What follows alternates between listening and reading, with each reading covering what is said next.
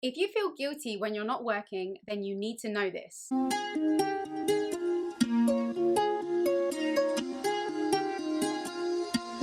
Hi guys, welcome back to our channel. I'm Yasmin. And I'm Nadia. If you haven't subscribed yet, be sure to hit the subscribe button below and the bell so you're notified every time we upload a new video on how to transform your life from stressed and unfulfilled to joyful and balanced. Yasmin and I were pretty much workaholics for most of our young adult lives.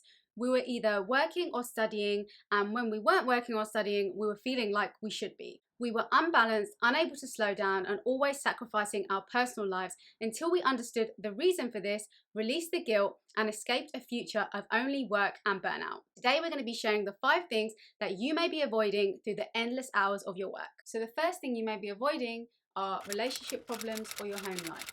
Difficulties in relationships or your home life can cause you to try and escape the situation by putting all of your time, attention, and focus into your work instead. Maybe you don't know how to deal with a problem you're facing in your relationship or how to deal with an ongoing dispute you have with a family member. So working is a way to escape the situation and distract yourself. In many cases, avoidance of dealing with the problem in the relationship can actually worsen the relationship. So the problem needs to be addressed so you stop using work as a distraction. The next thing you might be avoiding is dealing with a past trauma. Brian Robinson, in his book Chained to the Desk, explains that there is clinical evidence to suggest that work addiction is as a result of family dysfunction in childhood. So it may be that you have experienced a lot of trauma in your childhood and growing up, and when you're working, it takes you away from the memories and thinking about that trauma and those difficult times. In this way, working becomes an escape and a way to forget about those worries. The next thing you may be avoiding is life and our existential nature. The thought of this life and the purpose of it can be extremely overwhelming and confusing.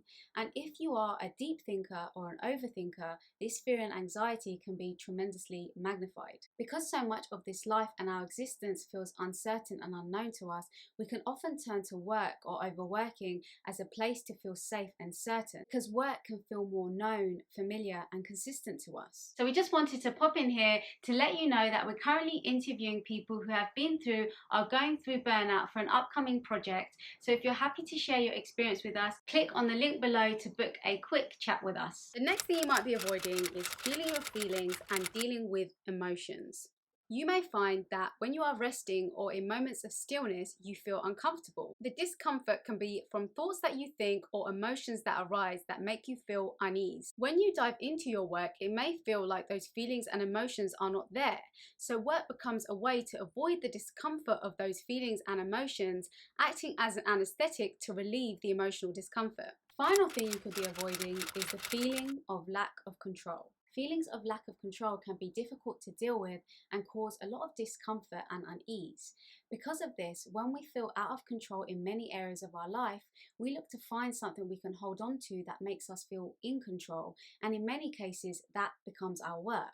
Work is something that can feel certain to us and make us feel that it's something that we have full control over. In our lives, this was definitely a contributing factor to our overworking, especially when we were younger, when we didn't have any stability or certainty and felt powerless. So what's the solution? In the book Chained to the Desk, the author explains that overwork and workaholism is often an unconscious attempt to resolve unmet psychological needs. Whether we're using work to seek validation, approval, self-worth, control, or safety, by understanding what you are using overwork for and changing your beliefs about yourself and your work, the motivation to overwork and push yourself to anxiety, burnout, and poor health subsides. Sometimes the beliefs that we are holding are subconscious, so we don't know what they are or how to change them, and therefore we remain stuck.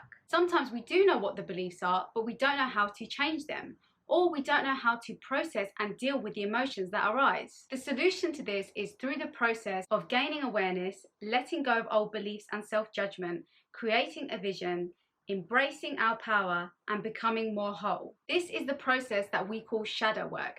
And if you want to dive deeper into this work, we do have a free masterclass which will take you through the step-by-step on releasing what's no longer serving you, building more self-love and confidence, and creating a more balanced and burnout-free life. That's it for today, guys. We hope you enjoyed the video. If you did, please like, share, subscribe, and comment. And until next time, thanks for watching. Bye!